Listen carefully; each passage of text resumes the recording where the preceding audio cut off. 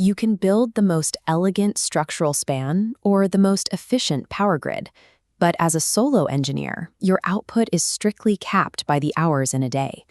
Designing a successful project and designing a scalable engineering firm require entirely distinct skill sets. Technical mastery on a job site does not translate into the ability to run an enterprise. Most engineers operate on project logic. This mindset optimizes for absolute technical correctness and hitting sequential scope milestones. Scaling an organization requires firm logic. This framework optimizes for maintaining a reliable capacity runway, precise risk allocation, and the overall sustainable health of the business. A successful firm is an engineered system, one strictly governed by legal constraints and highly specific financial multipliers.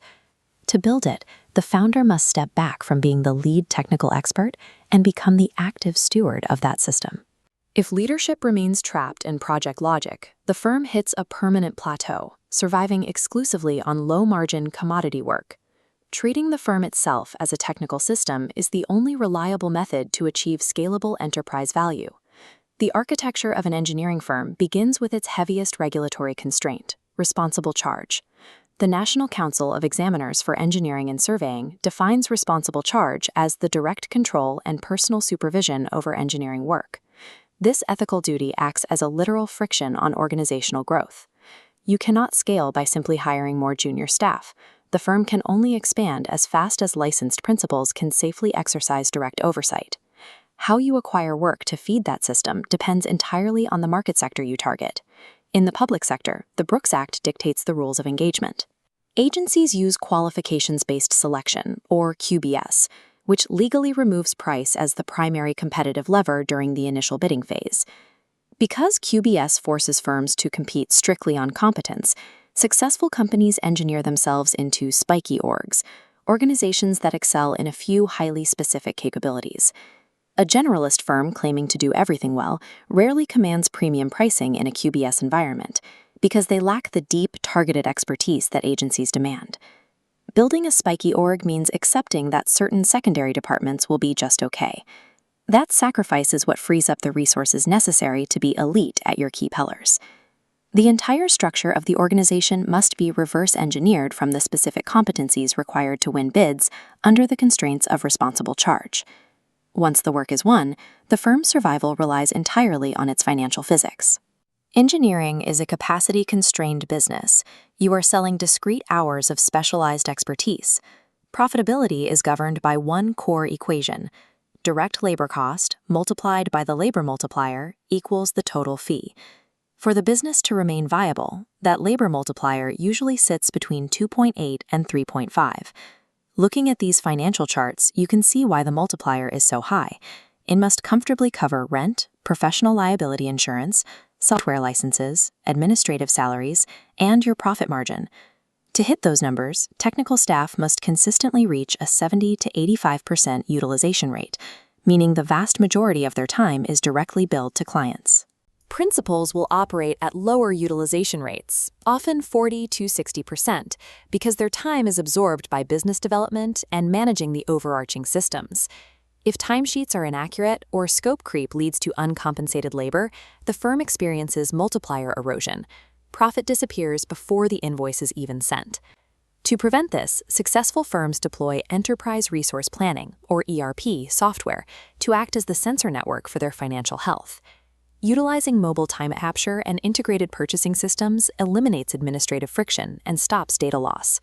Field activity connects immediately to job cost accounting within a single database, providing clear visibility into labor productivity and material costs. Managing the firm's financial physics and protecting the labor multiplier requires accurate, real-time data flowing seamlessly from the field to the ledger. Financial precision means nothing if a lawsuit bankrupts the firm. Every project is measured against the standard of care, the expectation that an engineer will practice with the skill and diligence ordinarily exercised in similar conditions. Defending that standard requires two mechanisms: risk transfer through insurance policies and risk allocation through the precise wording of your contracts. Broad-form indemnities, where a firm accepts responsibility for all project claims, are often uninsurable. A sustainable firm only agrees to narrow, negligence-based indemnities, limiting liability strictly to its direct errors. Sound contracts also feature limitation of liability clauses, capping financial exposure to the total project fee, or the maximum limit of the firm's insurance policy. But the best defense is operational. A quality management system, or QMS, serves as the practical daily implementation of responsible charge. This requires documented procedures for design reviews, mandatory independent technical checks for calculations, and strict version control for drawings. These documented quality processes actively reduce the frequency of errors and resulting claims, which keeps professional liability insurance premiums affordable.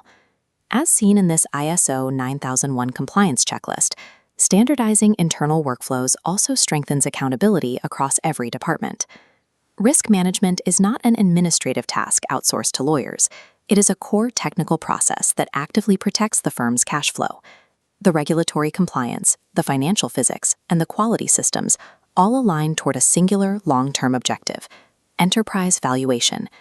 Buyers evaluate the health of a firm using the income-based approach, specifically looking at a discounted cash flow model to estimate the true present value of future earnings. The heaviest weight dragging down that valuation multiple is owner dependency. If the firm relies solely on the founder's personal connections and technical oversight, it holds very little independent value. Developing proprietary technologies and empowering a decentralized management team transfers value from the individual directly to the entity. Cultivating a deep project backlog and securing recurring revenue through on-call contracts stabilizes those financial forecasts. It is a deliberate progression, respecting the limits of responsible charge, strictly managing the labor multiplier, and systematically removing the founder as the critical point of failure. The final deliverable for an engineering founder is a system that functions flawlessly without them.